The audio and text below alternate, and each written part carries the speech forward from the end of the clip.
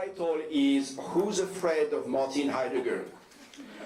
As a prologue, I would like to share with you an incident that has nurtured the present reflection in the hope that it will speak to the topic of the conference.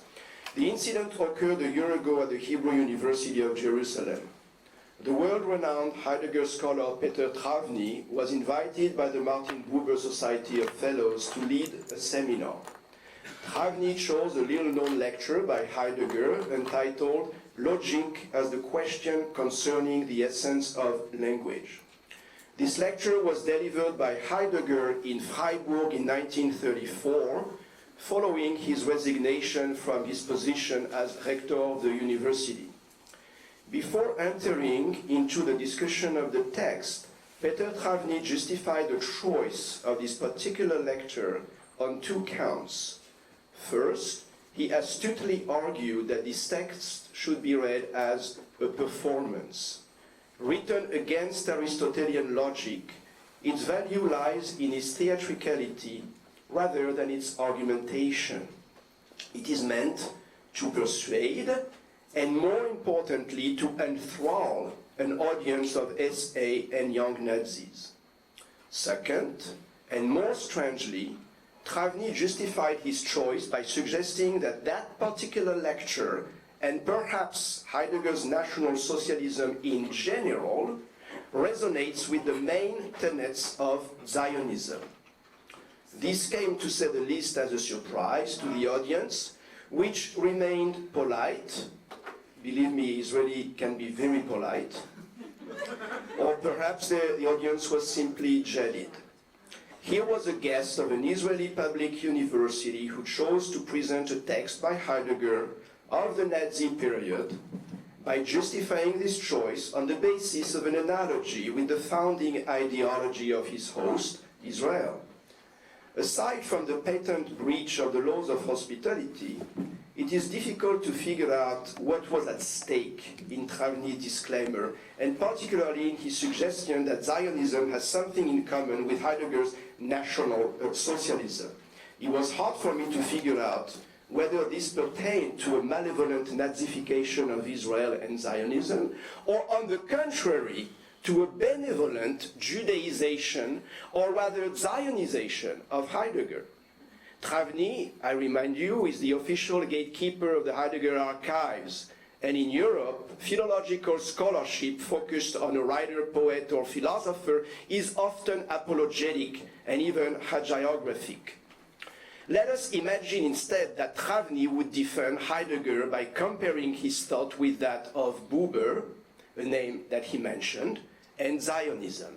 The reasoning would go like this. If Heidegger's Nazism is comparable to cultural Zionism, then it means that it was not so serious, since I am now speaking to people who live in the country founded by Zionism and who are fellows in the Martin Buber Society. Such reasoning could even legitimate Heidegger's Nazism by using Israel as a convenient alibi, a perverse exoneration that borders on current expressions of anti-Semitism based on the Nazification of Israel. And to be sure, Buber's cultural Zionism extols collective authenticity, and that may be reminiscent of Heidegger's Gemeinschaft. However, we would be hard-pressed to find in Buber the slightest validation of a Schmittian conception of politics as the opposition between friend and enemy. Quite the opposite. Buber's writing on Zionism bear witness to an early effort at Jewish-Arab coexistence that stands poles apart from Nazi construction of an internal enemy.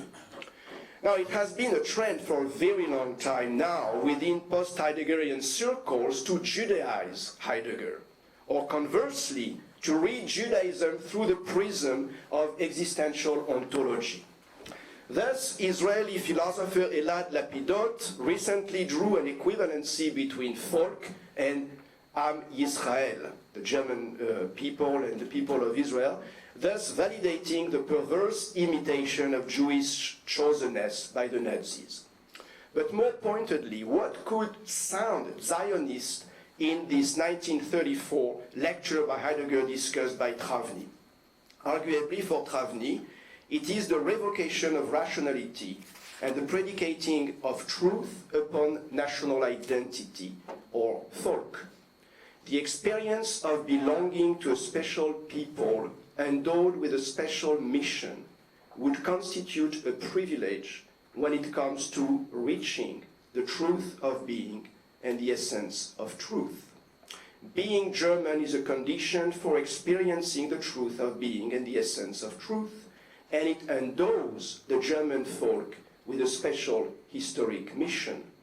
Now, you should recall that for Heidegger, the abrogation of Aristotelian logic, and more broadly, of Western metaphysics, constitutes what is called in existential ontological parlance, and thus quite dramatically, destruction or abao, also translated as deconstruction or dismantling.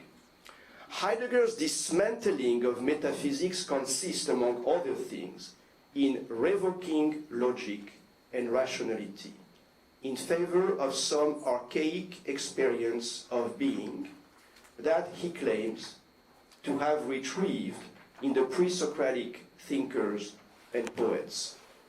This turn to the pre-Socratics to find a home, a heimat, in a derelict and homeless modernity sounds like a melancholic quest for a forgotten or lost object. Call it being, and write it under erasure if you wish.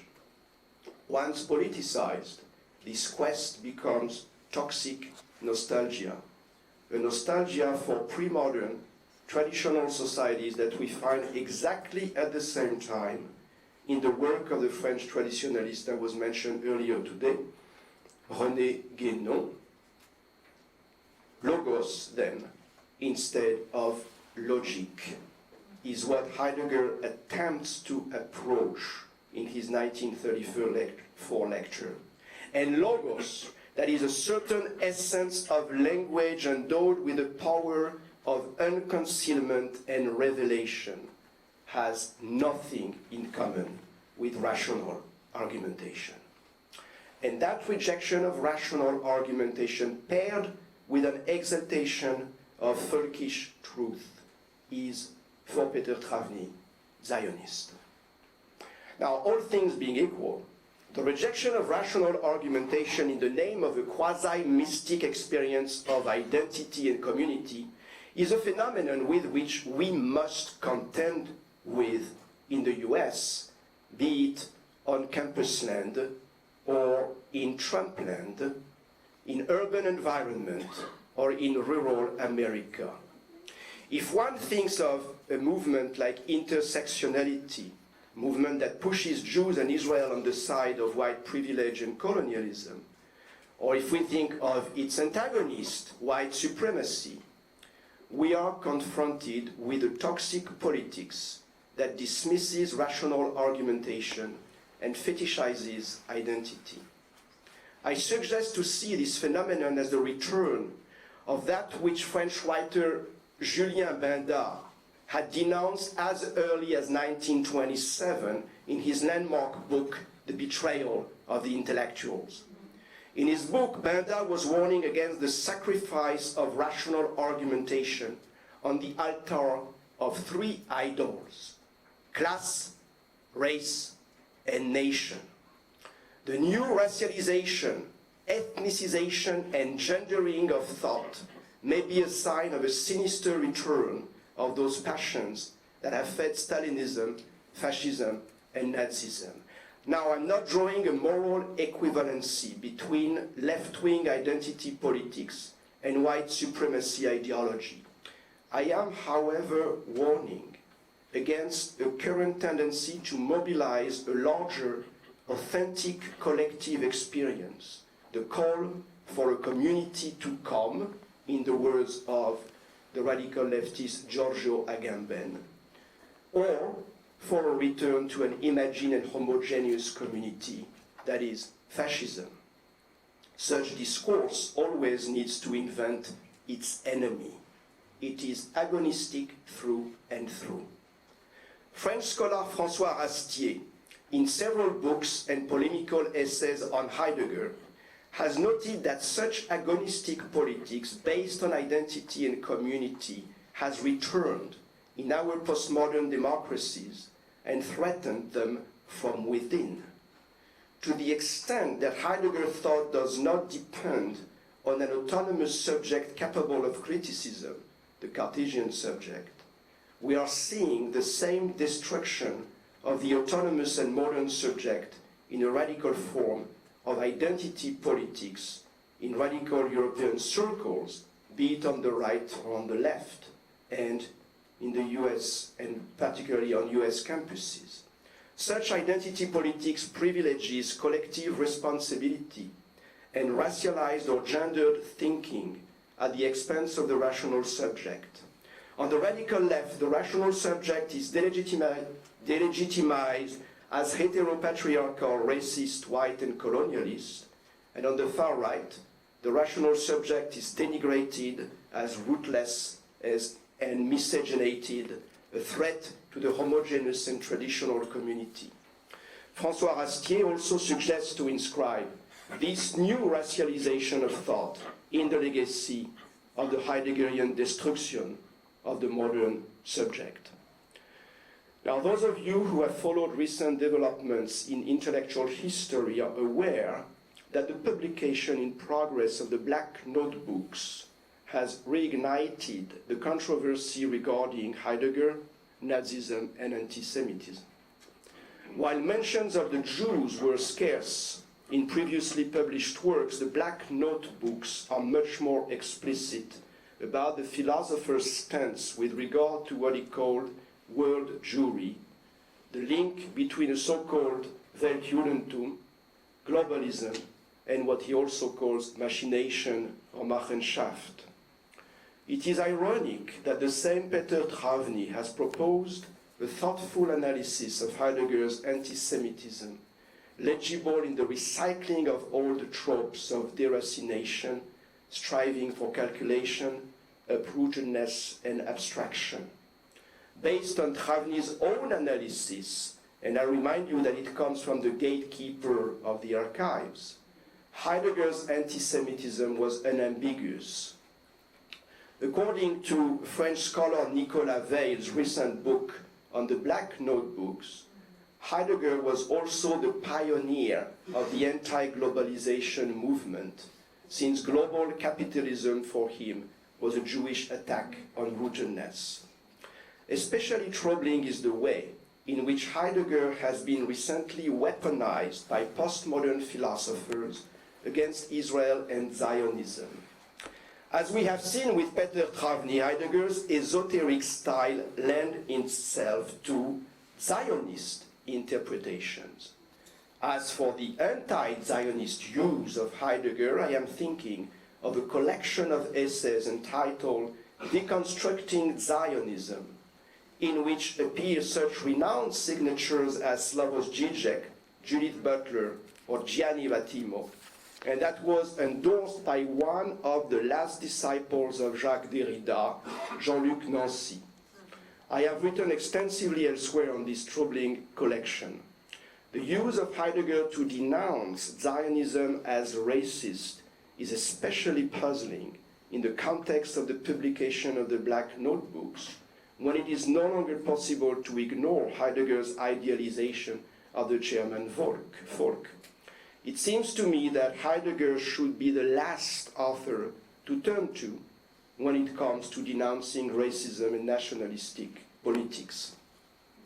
For those who are not convinced that there is something perverse in the use of Heidegger in postmodern European philosophy, and that there is indeed a dubious fascination with Heidegger's politics, let me quote Italian philosopher and former member of the European Parliament, Gianni Vattimo, a few years ago, a philosopher who is at the vanguard of left-wing Nietzscheanism.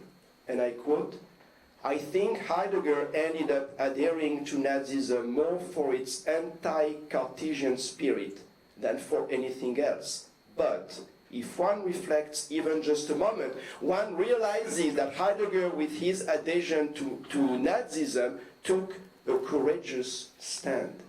he took to the field and he realized his own personal idea of the intellectuel engagé, the committed intellectual. That it turned out to be a mistaken idea, this is another story, but he got his hands dirty, end quote. Here's an interesting twist on Jean-Paul Sartre's concept of the intellectuel engagé. For Vattimo, choosing the side of Nazism is after all choosing commitment rather than neutrality, indifference or passivity. And Vattimo praises this choice as a manifestation of courage, he says coraggiosa. Of course, a political commitment which is not rooted in ethics is entirely worthless.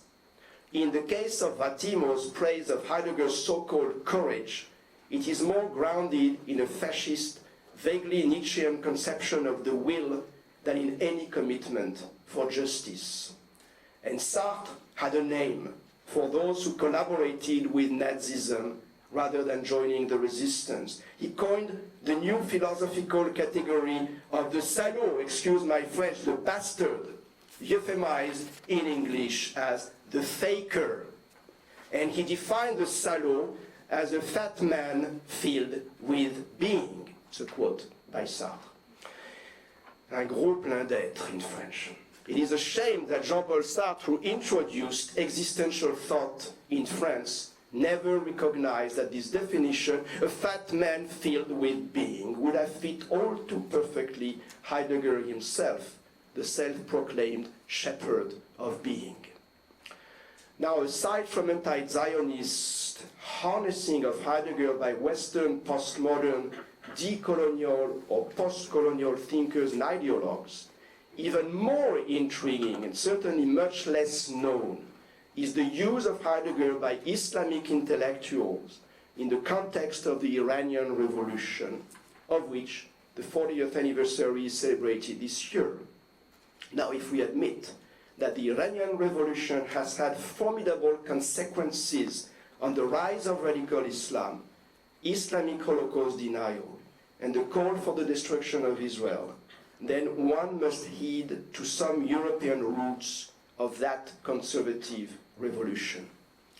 It is a bit unexpected to find Heidegger in Iran unless one understands to what extent the dismantling of metaphysics, and particularly themes such as the forgetfulness of being, has inspired conservative revolutions. How important it is for traditionalists, we've talked a lot about traditionalists earlier already, oh, okay, of all brands and beyond Western borders, including in Vladimir Putin's Russia.